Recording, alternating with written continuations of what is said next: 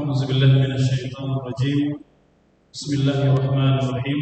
الحمد لله رب العالمين وكفى، والصلاة والسلام على النبي المصطفى. أشهد أن لا إله إلا الله وحده لا شريك له، وأشهد أن محمدا عبده ورسوله لا نبي بعده. اللهم صل وسلم وأنعم وأكرم على هذا النبي الكريم محمد صلى الله عليه وسلم وعلى آله وصحبه أجمعين. Hadirin hadirat Bapak Ibu yang dimuliakan Allah, Assalamualaikum warahmatullahi wabarakatuh. Alhamdulillah wa syukurillah wa la haula wa la quwwata illa billahil aliyyil azim. Baik Bapak Ibu sekalian, insyaallah kita akan melanjutkan kajian kita pada malam hari ini, fikih kurban bagian yang kedua, dan insyaallah kita akan efektifkan sampai Isya ya. Jadi kalau ada pertanyaan maka nanti kita akan berikan kesempatan mungkin sebelum Isya ya, agar kita bisa menyelesaikan kajian sebelum Isya. Hadirin Bapak Ibu yang dimuliakan Allah Subhanahu wa taala, pada kajian terdahulu kita sudah menjelaskan fikih kurban bagian yang pertama itu seputar makna kurban, kemudian dasar syariat, hukum berkurban, hikmah, serta kapankah kita melaksanakan kurban ya. Nah, sedikit mengulang apa yang telah disampaikan pada pertemuan terdahulu Bapak Ibu sekalian. Dari segi waktu, bahwa ulama sepakat ibadah kurban hanya bisa dilakukan sejak tanggal 10 Zulhijjah sampai tanggal 13. Artinya hari nahar dan hari tasyrik ya. Nah, di antara waktu ini kapankah waktu yang terbaik, waktu yang paling afdal? Nah, Bapak Ibu sekalian, waktu yang paling afdal, waktu yang paling baik berkurban adalah pada tanggal 10 Zulhijjah atau pada hari nahar. Tepatnya itu pada pagi hari setelah selesai sholat Idul Adha, sebelum matahari mulai naik dan tergelincir. Ini waktu yang terbaik. Artinya pada tanggal 10 pagi hari setelah sholat Idul Adha, sebelum masuk waktu sholat zuhur.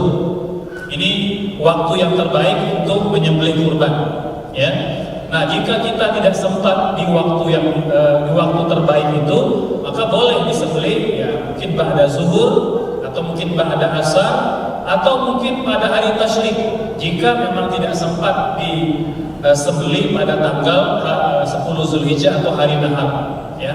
Nah, ini Bapak Ibu sekalian terkait dengan waktu penyembelihan. Ustaz, kapankah waktu terakhir penyembelihan? Nah, Bapak Ibu sekalian, pertama bahwa penyembelihan itu bisa dilaksanakan sampai tanggal 13 Zulhijjah ya, sampai menjelang masuknya waktu maghrib malam tanggal 14 Zulhijjah. Artinya kita sudah tidak boleh lagi berkurban pada tanggal 14 Zulhijjah, karena limit terakhir itu adalah pada waktu sore sebelum matahari terbenam tanggal 13 Zulhijjah ya. Ustaz, kalau kita menyembelih tanggal 13 Zulhijjah, apakah pendistribusian daging harus pula dilakukan tanggal itu atau di hari itu?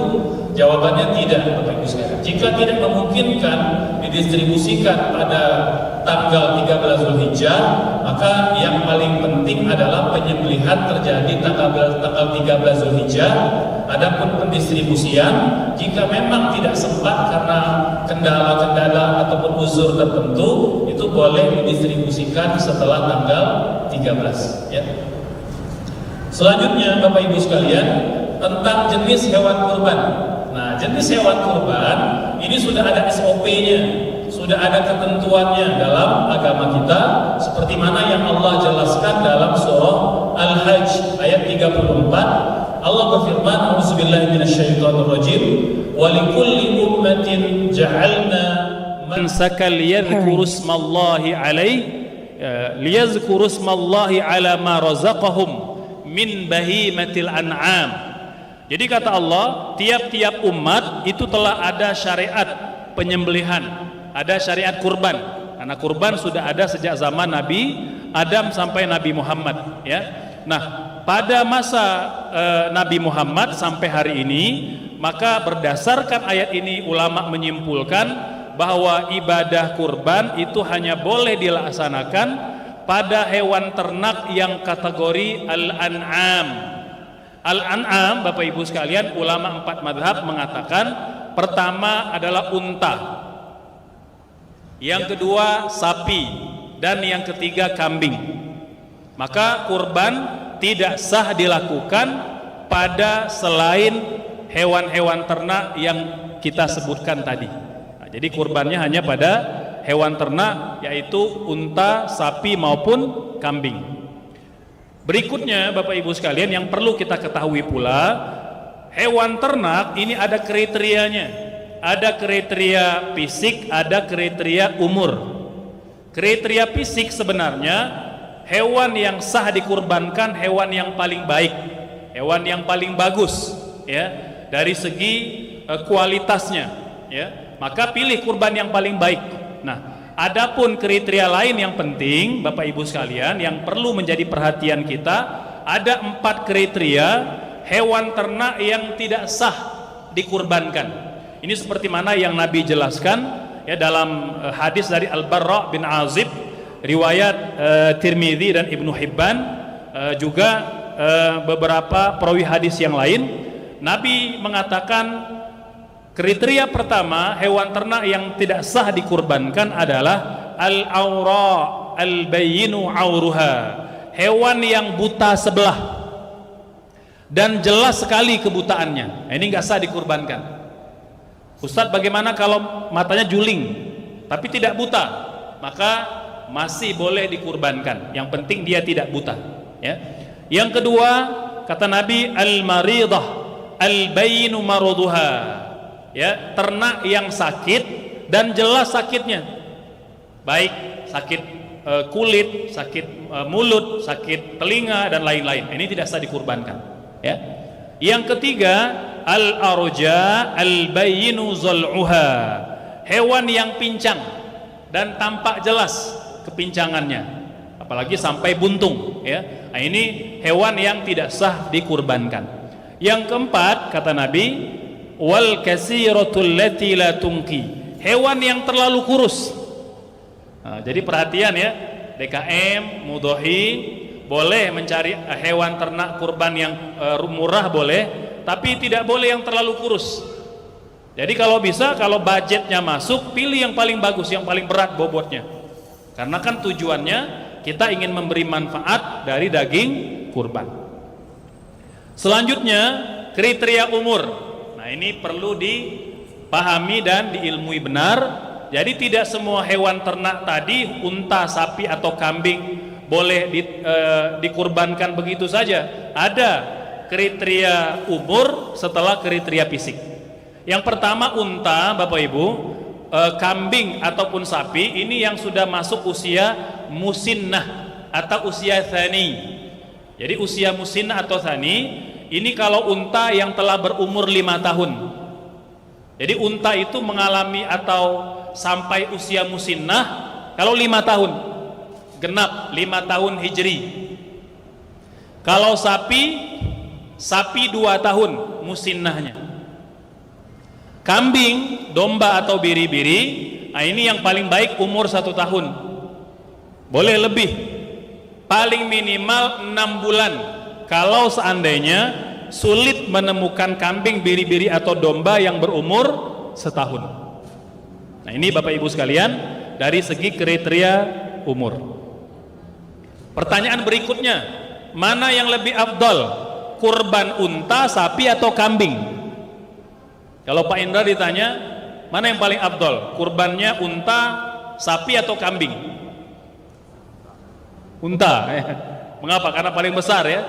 Subhanallah. Nah, Bapak Ibu sekalian, terkait kurban mana yang paling afdal, unta, sapi atau kambing, ada khilaf di kalangan para ulama. Mengapa? karena tidak ada pernyataan langsung dari Nabi terkait ibadah kurban yang paling afdal. Namun Imam Malik rahimahullah dan ulama Maliki menyimpulkan, mengistimbatkan yang paling afdal itu adalah kambing. Mengapa? Satu, Nabi Ishak kurbannya kambing. Nabi Ibrahim ketika diuji menyembelih putranya Ismail diganti kambing, dan Nabi itu kurbannya kambing. Nah, jadi beliau menyimpulkan, artinya yang paling afdal kurban kambing, setelah itu baru sapi, baru unta. Pendapat yang kedua, ini pendapat mayoritas para ulama, ya, ada ulama Syafi'i, ada ulama Hambali mengatakan yang paling afdal itu adalah unta, baru sapi, baru kambing. Seperti tadi kata Pak Indra. Mengapa Bapak Ibu sekalian?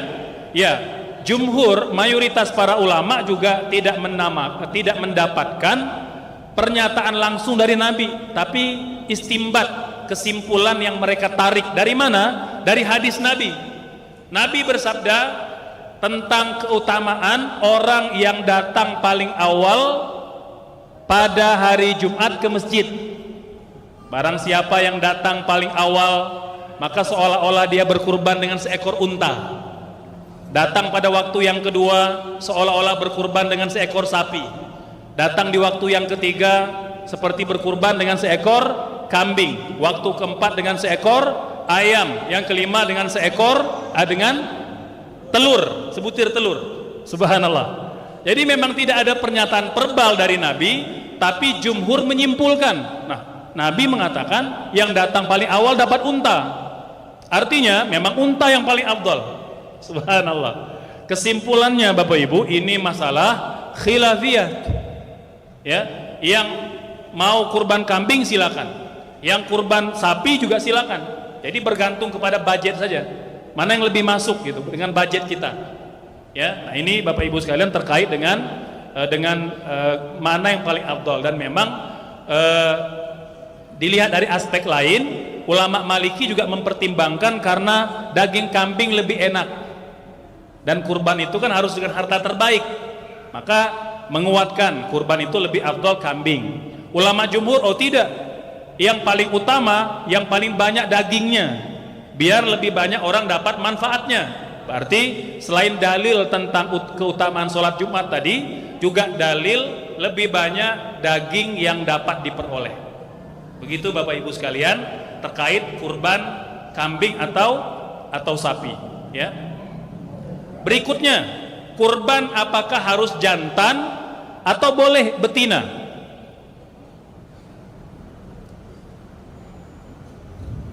Kang Gilang, kurban apakah harus jantan, tidak boleh betina?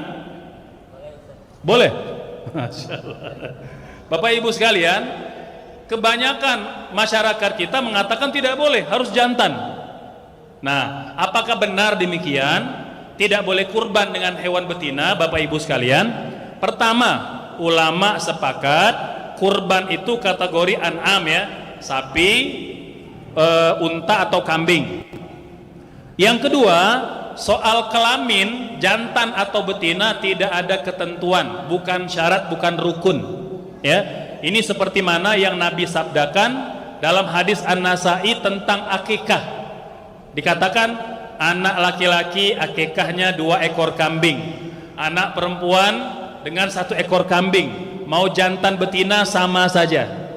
Ulama menyimpulkan bahwa hadis ini sebagai dasar bolehnya berkurban dengan hewan betina, walaupun konteks hadisnya tentang akikah, tapi dia juga berlaku dalam bab kurban. Begitu Bapak Ibu sekalian. Jadi boleh kita kurban dengan betina, walaupun memang ya kita boleh memilih yang jantan. Nah, mengapa ada pandangan di masyarakat memilih jantan Bapak Ibu sekalian? Ternyata ada penjelasannya.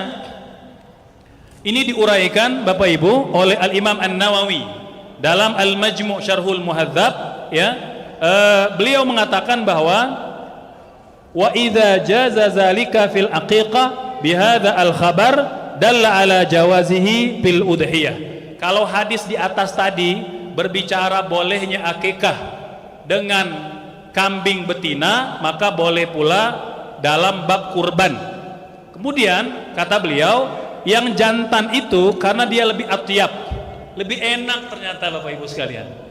Kambing jantan itu lebih enak rasanya, cita rasanya.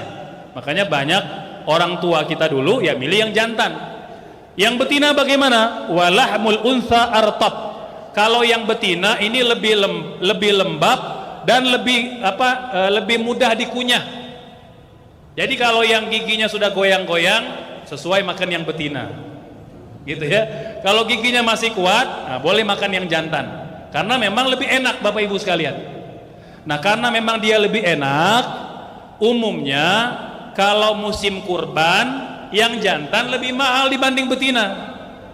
Jadi kalau budget kita masih masuk, beli yang jantan. Tapi kalau budgetnya tidak masuk, bisa beli yang betina.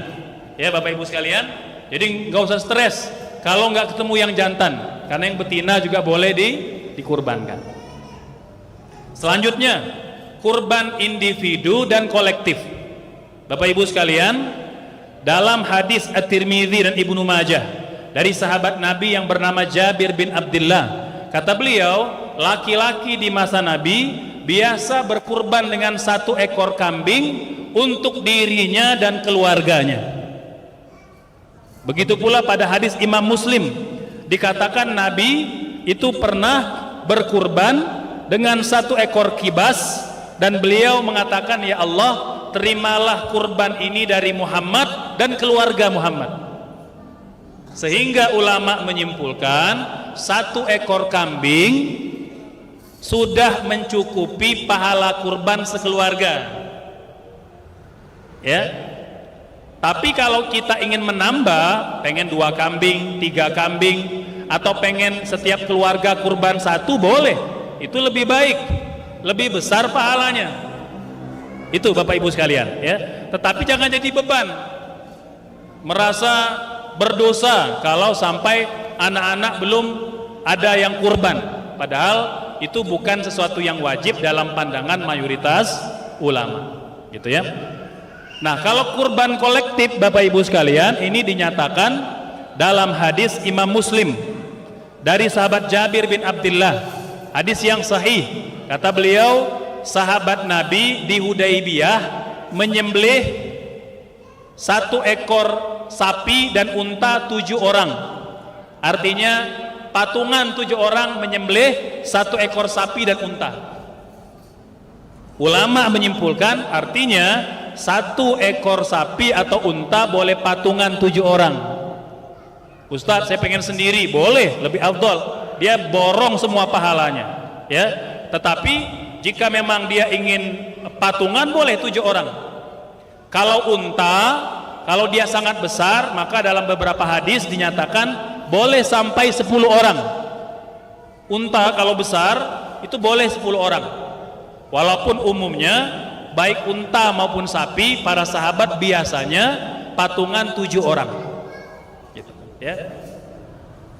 Baik, berikutnya Bapak Ibu sekalian, sunnah dalam berkurban ada 10 Bapak Ibu, ya.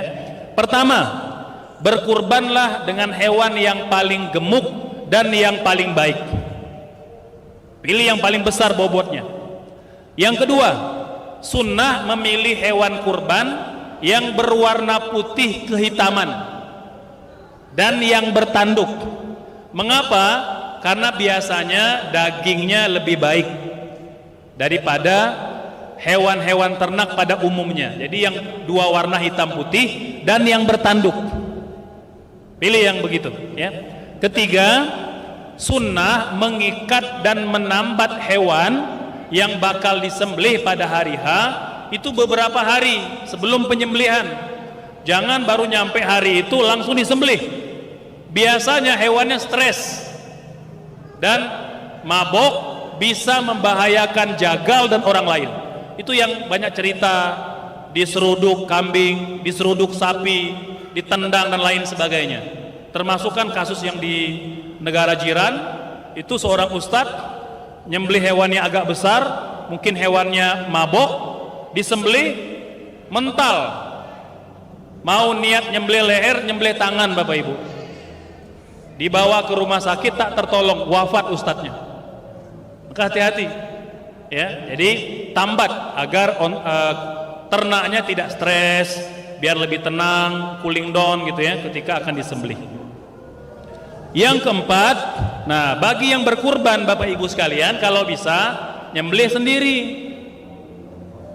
Bapak mau kurban, nyembelih sendiri. Kaum wanita, kaum ibu mau kurban, bisa nyembelih sendiri, sah, boleh. Kalau bisa. Jadi yang paling afdal nyembelih sendiri. Jadi terserah juga, nanti mau bagian paha, mau kepala, mau kaki, kan tinggal milih, karena nyembelih sendiri.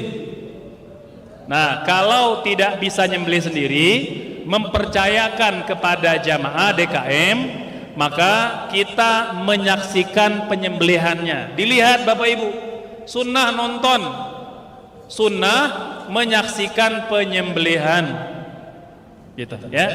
Yang kelima, bagi yang berniat kurban, maka mulai tanggal 1 Zulhijjah, hari ini sudah hari keberapa ini? Malam keempat Zulhijjah, sudah berlaku sunnah tidak memotong rambut kita dan kuku kita, baik tangan maupun kaki, tidak dipotong. Sampai kapan Ustadz? Sampai hewan kita disembelih pada hari H. Sunnah. Siapa yang sunnah Ustadz? Suami atau istri yang memang berniat kurban dan dia telah menyiapkan ternaknya. Maksudnya nanti yang memang sudah ada namanya yang bakal berkurban. Ustadz, saya baru berniat, kurbannya belum beli, ternaknya belum beli, uangnya belum terkumpul, tapi sudah punya niat, telah berlaku niat kurban, maka berlaku pula sunnah tidak memotong rambut dan tidak memotong kuku. Kalau nanti sampai hari H lainnya terbeli, alhamdulillah. Kalau tidak terbeli bagaimana? Tidak apa-apa. Yang penting kita udah dapat sunnah, tidak memotong rambut, tidak memotong kuku. Gitu Bapak Ibu sekalian. Jadi nggak nunggu uangnya kumpul dulu, nggak nunggu ternaknya beli dulu, langsung berlaku. Ustadz, saya tidak niat, belum ada niat. Tiba-tiba mungkin malam Lebaran, malam Idul Adha, ada rezeki dari Allah, langsung mau niat kurban. Bagaimana? Nah, kalau memang baru ada niatnya malam 10, malam 9, malam 8, maka sejak malam itulah dia tidak memotong rambut, tidak memotong kuku sampai kurbannya disembelih. Ya kalau soal pahala, tentu pahalanya lebih besar kalau yang melakukannya sejak malam pertama Zulhijjah. Begitu Bapak Ibu sekalian ya. Keenam, ya, yang ketujuh, menggunakan pisau yang tajam. Ya, kata Nabi, jangan biarkan hewan ternak itu mati berkali-kali. Apa maksudnya? Jangan menyiksa hewan yang disembelih. Kalau bisa sekali gorok udah selesai. Kata Nabi, kalau kalian menyembelih maka perbaguslah sembelihan. Artinya pisaunya diasah, ditajamkan, pilih yang paling bagus, dan cara menyembelihnya benar-benar tepat ya pada dua urat ya, urat pernapasan dan urat makanan. Jadi biar cepat dia meninggal atau mati. Kedelapan, penyembelih disunahkan menghadap kiblat ketika menyembelih. Kesembilan, begitu pula hewan ternak disunahkan pula dihadapkan ke kiblat. Gitu. Ustadz, tapi saya lihat di video ada unta disembelih berdiri, Ustadz. Seraya berdiri. Nah, Bapak Ibu sekalian, khusus untuk unta memang ada panduannya. Nabi mengajarkan unta disembelih tidak dibaringkan, tapi seraya berdiri.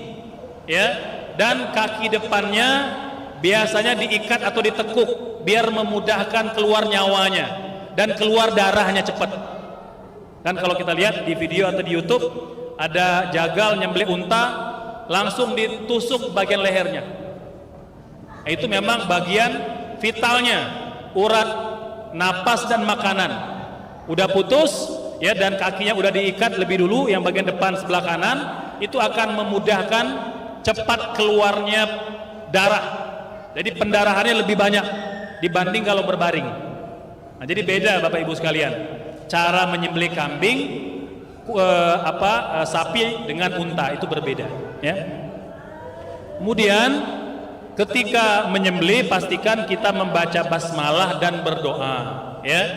Basmalah Bapak Ibu sekalian dalam pandangan mayoritas para ulama adalah rukun dalam penyembelihan. Artinya tidak sah kurban itu kalau tidak baca basmalah sebelum berkurban.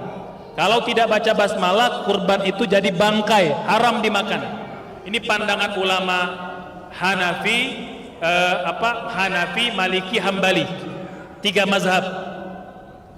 Namun Bapak Ibu sekalian, Imam Asy-Syafi'i dan ulama Syafi'iyah rahimahullah itu mengatakan membaca basmalah tidak rukun, tapi sunnah. Kalau tidak dibaca tidak apa-apa. Yang penting yang nyembelihnya muslim. Maka jangan kaget punten Bapak Ibu kalau kita ke pasar ada tukang potong ayam itu seperti tidak baca basmalah, karena memang di kampung banyak yang tidak baca basmalah. Tapi dia muslim. Dalam pandangan mazhab Hanafi baca basmalah tidak rukun, sunnah. Nah, ini kita perlu tahu. Ya perihal kalau kita merasa tidak nyaman beli ayam di tukang jagal yang tidak baca basmalah tidak ada masalah. Tapi nggak boleh kita mengatakan haram ini ayam, nggak boleh. Karena Imam Syafi'i memfatwakan itu baca basmalah tidak rukun tapi sunnah. Nah, jadi bertambah ilmu, bertambah wawasan, bertambahlah kita toleran dengan masyarakat. Ya, baik Bapak Ibu sekalian, bagian yang terakhir, ya, tentang pembagian kurban. Kurban Bapak Ibu sekalian. Di dalam hadis Imam Al-Bukhari, Imam Muslim, Imam Ahmad, Abu Daud dan Tirmidzi itu ditemukan memang ada beberapa penjelasan seputar pembagian daging kurban. Contoh pada hadis Abu Daud, Imam Ahmad dan Tirmidzi, Nabi mengatakan, ya Bapak Ibu sekalian, bahwa daging kurban itu hendaknya sebagian ada yang dimakan, sebagian dibagi-bagikan dan sebagian disimpan. Ya, kalau pada hadis Imam Al-Bukhari, kulu wa at'imu wa dakhiru, makanlah sebagian, ya, kemudian bagi-bagikan sebagian, kemudian simpanlah sebagian. Itu hadisnya Bapak Ibu sekalian. Ya, jadi memang kurban itu jangan dimakan sendiri oleh mudhohi. Ya, ada pembagiannya. Walaupun ulama berbeda pendapat, porsinya berapa kilo, berapa banyak, ya. Kalau ulama mazhab Hanafi dan Hambali mengatakan pembagiannya sama rata. Contoh, kalau kambing 30 kilo berarti dibagi 3, 10 kilo, 10 kilo, 10 kilo. 10 kilo buat dimakan, 10 kilo buat dibagi-bagikan, 10 kilo buat disimpan. Ini pendapat yang pertama. Pendapat yang kedua, madhab Maliki mengatakan tidak harus dibagi 3. Yang penting ada bagian buat makan-makan, ada yang dibagi-bagikan, ada yang disimpan. Terserah porsi mau berapa. Mungkin mau 20 kilo dibagi-bagikan, 5 kilo buat makan-makan, 5 kilo buat disimpan, boleh. Nah, ini ada khilaf di kalangan para ulama terkait pembagian daging kurban, ya. Baik Bapak Ibu sekalian, saya rasa itu sebagai penyempurna penyampaian fikih kurban bagian yang kedua. Semoga bisa memberikan pencerahan kepada kita semua. Mangga kita persilakan Bapak Ibu yang mau bertanya, ada waktu mungkin beberapa menit sebelum Isya, kita persilakan jamaah yang mau bertanya, dipersilakan. Insya Allah kita buka 2 pertanyaan, 1 ikhwan dan 1 akhwat, karena kita akan tutup kajian ini sampai dengan Isya. Ya, bismillahirrahmanirrahim. Assalamualaikum warahmatullahi wabarakatuh. Ustaz, itu untuk sebagian disimpan, itu disimpannya oleh mudhohi atau panitia gitu, Ustaz? Terima kasih. yang satu lagi, silakan. Ada ibu-ibu terakhir? Ada tuh. Ada.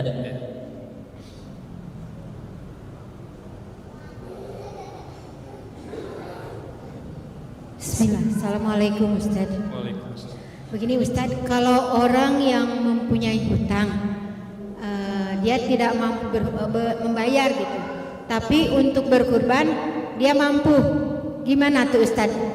Terima kasih. Assalamualaikum warahmatullahi wabarakatuh. Waalaikumsalam warahmatullahi wabarakatuh. Baik, Bapak Ibu sekalian, Nabi bersabda pada hadis Bukhari tadi, "Kulu wa at'imu wa dakhiru." Makanlah kurban itu sebagian, bagi-bagikan sebagian, dan simpanlah sebagian. Artinya kita menyimpan bagian kita. Mudhohi menyimpan bagian mudhohi, yang dapat kurban menyimpan bagian dia sendiri gitu. Jadi tidak harus dihabiskan langsung, karena ada pandangan di masyarakat tidak boleh disimpan, harus habis dimakan dan dibagi-bagikan. Sampai ada yang memahami juga kurban itu nggak boleh lebih dari 1 hari, harus habis tanggal 10. Di rumah ada 10 kilo, mabuk makan kurban 10 kilo. Kecuali kalau keluarga besar gitu ya, mungkin nggak ada masalah. Ini cuma suami istri, ya anak 2 orang makan nggak banyak, udah. Maka Bapak Ibu sekalian boleh disimpan. Artinya kita menyimpan bagian kita, tidak wajib segera dihabiskan. Ustadz, katanya ada hadis yang melarang menyimpan daging kurban lebih dari 3 hari. Ada hadisnya Bapak Ibu sekalian, hadis sahih. Nah, tapi seperti mana tradisi kita katakan, belajar hadis harus berguru, tidak simpulkan sendiri. Maksud Nabi melarang sahabat menyimpan kurban lebih dari 3 hari, konteksnya asbabul wurudnya ketika itu Madinah sedang kedatangan tamu. Dari Yaman datang, dari Syam datang, dari Baghdad datang. Kata Nabi, ayo jamu mereka, jamu tamu-tamu itu, berikan mereka makan, pulang berikan mereka oleh-oleh daging. Jangan simpan daging lebih dari 3 hari. Itu konteksnya. Jadi tidak bisa kita pakai pada hari ini, ya. Nah, terlebih lagi kan waktu itu belum ada kulkas, disimpan 3 hari busuk, tidak terpakai. Hari ini kita punya kulkas, ada yang 1 pintu, 2 pintu, 3 pintu gitu ya, ada yang berpintu-pintu gitu, nggak ada masalah. Maka menyimpan daging yang penting tidak menimbun. Nah, menimbun nggak boleh, ya. Menyimpan boleh.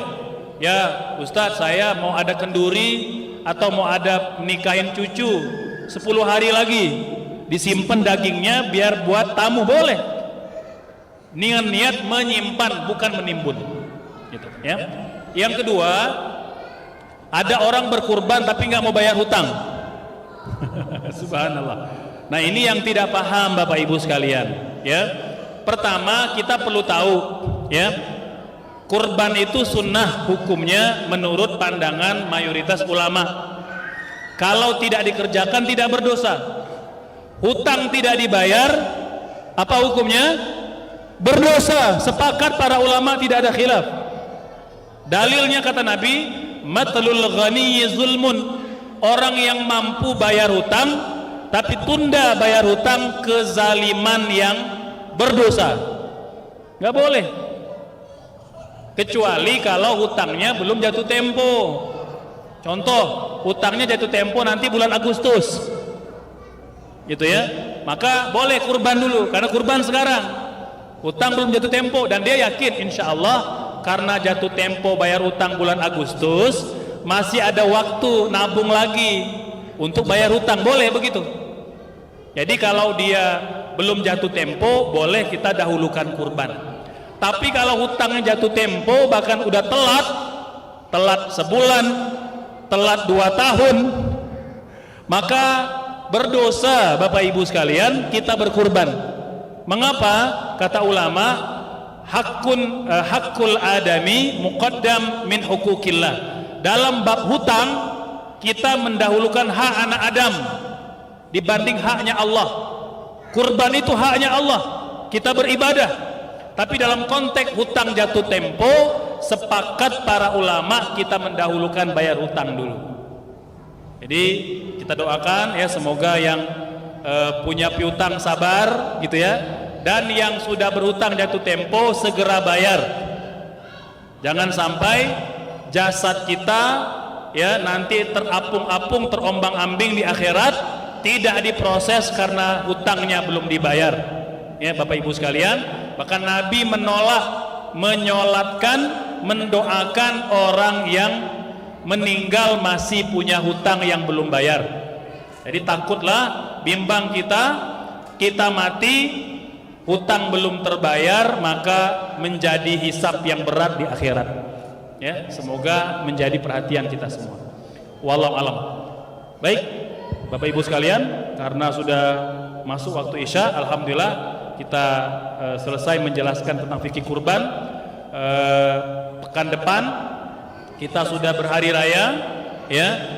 Saya ingin mengucapkan selamat beribadah kurban, baik yang berhari raya di hari Kamis mengikuti keputusan pemerintah, ataupun yang berhari raya di hari Rabu ya ikut pendapat sebagian ormas. Tidak ada masalah, yang penting saling menjaga kerukunan dan toleransi sesama kaum muslimin.